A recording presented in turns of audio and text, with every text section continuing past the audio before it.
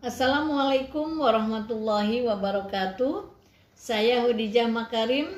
Topik kita kali ini adalah cara menulis latar belakang masalah kualitatif. Teman-teman sekalian, di video terdahulu saya pernah menyampaikan bagaimana cara menulis latar belakang masalah. Pada kesempatan ini saya menghususkan ingin mengajak teman-teman, yuk kita berlatih untuk membuat latar belakang masalah untuk penelitian kualitatif. Apa itu latar belakang masalah? Latar belakang masalah adalah informasi yang ditulis secara sistematis ya. Jadi penulisannya harus runtut ya, secara sistematis tentang masalah dan fenomena yang menarik untuk diteliti. Kemudian latar belakang masalah itu adalah uraian tentang alasan mengapa kita membuat karya tulis tersebut. Jadi apa saja yang harus ada di dalam latar belakang masalah itu ada fenomena ya, kemudian juga berisi fakta dan data ya. Jadi di dalam latar belakang masalah itu fakta dan data, tetapi fakta dan data itu boleh diambil dari tulisan yang terdahulu, misalnya dari jurnal. Kemudian jangan lupa di dalam latar belakang masalah itu harus ada fokus ya, fokus masalahnya itu apa. Selanjutnya di dalam latar belakang juga harus kita kemukakan alasan rasional mengapa penelitian itu dilaksanakan. Jadi bagaimana mengemukakan alasan rasional itu? Biasanya kita menggunakan referensi terdahulu, kemudian juga bisa dengan studi pendahuluan. Nah, teman-teman sekalian, berikutnya adalah apa itu fungsi latar belakang masalah. Kalau saya ingat dulu ketika saya kuliah, membuat latar belakang masalah itu berkali-kali gitu. Sampai terus 1, 2, 3 dan seterusnya ya, diulang lagi sampai betul-betul latar belakang itu mencerminkan apa yang ingin kita tulis dan apa sebabnya kita ingin meneliti tentang variabel yang kita sudah rencanakan di dalam penelitian itu. Jadi latar belakang masalah itu fungsinya adalah yang pertama untuk menjelaskan alasan ya. Alasan apa? Alasan mengapa masalah dalam penelitian tersebut ingin kita teliti. Kemudian seberapa penting masalah itu ingin kita teliti, kita jelaskan di dalam latar belakang itu. Kemudian alasan rasional dari peneliti yang tertarik untuk melakukan penelitian tersebut. Jadi alasannya jangan lupa harus rasional dan ilmiah, bukan berdasarkan kesan-kesan pribadi ya. Jadi ada yang bertanya tuh di kolom komen, gimana Bu kalau mengemukakan pendapat pribadi? Apa yang dimaksud dengan pendapat pribadi? Itu harus ada datanya ya, nggak bisa berdasarkan common sense. Jadi harus ada data melalui studi pendahuluan. Baik teman-teman sekalian, tadi kan judulnya adalah latar belakang masalah untuk penelitian kualitatif. Nah, kalau kuantitatif itu adalah kalau ibaratnya piramida, itu piramida terbalik. Jadi pada umumnya pada penelitian kuantitatif latar belakang masalah itu dibuat dari yang umum-umum dulu, lalu mengerucut ke yang kecil. Lalu di situ dinyatakan kita tertarik pada apa. Sedangkan untuk kualitatif itu justru piramidanya sesungguhnya begitu. Jadi dari yang khusus-khusus, yang kecil-kecil terus meluas ya. Jadi induktif ya. Jadi kalau kuanti itu deduktif pada umumnya, kalau kuali pada umumnya adalah induktif. Nah, teman-teman sekalian, latar belakang masalah yang harus kita perhatikan adalah pertama, perhatikan masalah penelitian yang akan kita tulis ya. Jadi latihlah dulu, ingat dulu apa yang akan kita tulis, kemudian apa yang akan kita teliti, lalu cari isu-isu yang terkini. Nah, setelah itu isu-isu itu kita sesuaikan dengan perumusan masalah yang sudah kita rancang. Kan kalau urutannya kan latar belakang masalah dulu, baru di bagian berikutnya perumusan masalah.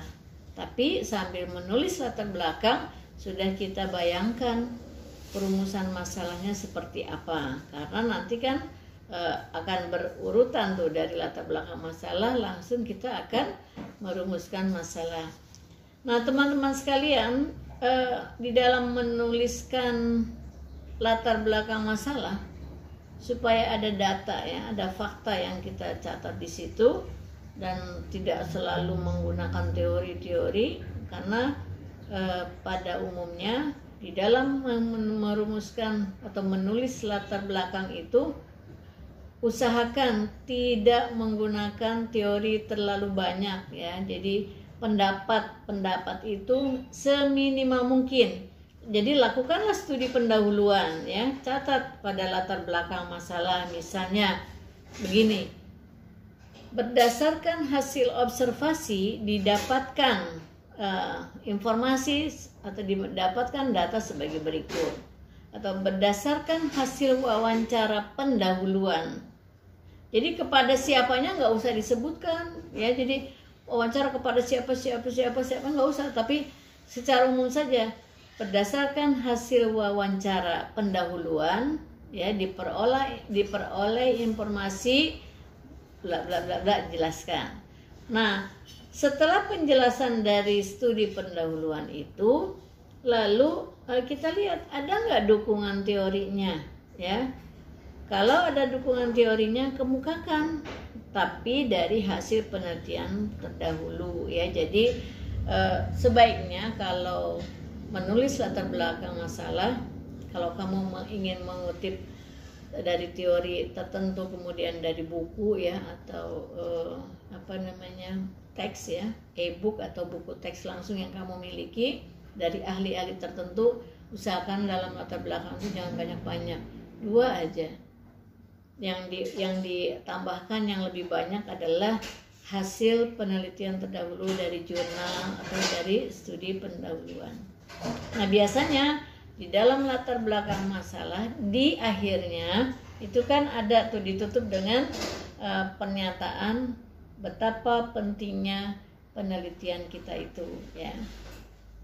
Baik teman-teman sekalian, contohnya misalnya begini di akhirnya itu, berdasarkan latar belakang masalah atau latar belakang masalah di atas, maka peneliti tertarik untuk melakukan penelitian tentang, nah, tulis judulnya.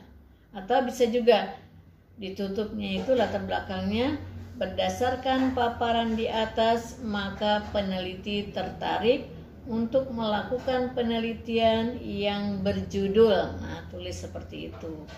Jadi kalau kita lihat teman-teman sekalian, di dalam penulisan latar belakang masalah itu jangan terlalu banyak, jangan terlalu luas. Paling misalnya ya 3 atau 4 halaman gitu. Ya, jadi nggak usah terlalu banyak. Kalau banyak-banyak nanti akhirnya teman-teman mengutip dari teori, berbagai teori gitu. Nggak cocok, karena kan yang penting di dalam latar belakang masalah itu adalah jelaskan apa yang akan kita teliti, lalu siapa yang akan kita teliti, dan mengapa. Jadi intinya pada mengapa ya. Jangan lupa mengapa kamu melakukan penelitian itu, tulislah di latar belakang. Jadi latihannya bagi teman-teman yang S1 terutama nih ya, yang masih bingung menuliskan latar belakang masalah, gak usah terlalu banyak berpikir lama-lama. Mengapanya aja dulu, topik utamanya itu adalah mengapa, tulis aja dulu. Nah setelah ditulis, baru cari dukungan jurnal penelitian terdahulu, lalu hasil studi pendahuluan, wawancara dari studi pendahuluan, pengamatan, mungkin hasil observasi, itu dikemukakan di latar belakang masalah. Kalau sudah selesai melakukan penulisan dan paparan hasil studi pendahuluanmu, lalu cari jurnal pendukung, gak usah banyak-banyak, 2 misalnya atau 3. kemudian didukung dengan teori, bolehlah 1 atau 2, jangan terlalu banyak juga. Jadi di situ di latar belakang masalah yang justru harus banyak adalah pendapatmu yang didukung dari berdasarkan studi pendahuluan. Nah, baik teman-teman sekalian, mudah-mudahan bagi teman-teman yang menulis penelitian tentang penelitian kualitatif, jangan lupa kalau kuantitatif piramida terbalik, konsepnya deduktif, cara berpikirnya deduktif, tapi kalau kualitatif konsep berpikirnya adalah induktif. Jadi kamu boleh mengemukakan terlebih dahulu hasil-hasil studi pendahuluanmu, kemukakan. Setelah itu didukung oleh jurnal hasil penelitian, didukung dengan teori 1 atau 2 teori pendukung menguatkan betapa pentingnya rencana penelitianmu itu. Ya, jadi mulailah sekarang berlatih menulis latar belakang masalah. Gak usah banyak mikir, lakukan. Nanti kalau kurang-kurangnya kan nanti akan diperbaiki oleh dosen pembimbingmu. Terima kasih, mudah-mudahan ini bisa ikut menyemangati teman-teman yang akan memulai latar belakang masalahnya. Mulailah sekarang membuat latar belakang masalah. Insya Allah setelah itu kamu akan cepat menyelesaikan proposalmu. Mohon maaf bila ada kekurangan. Assalamualaikum warahmatullahi wabarakatuh.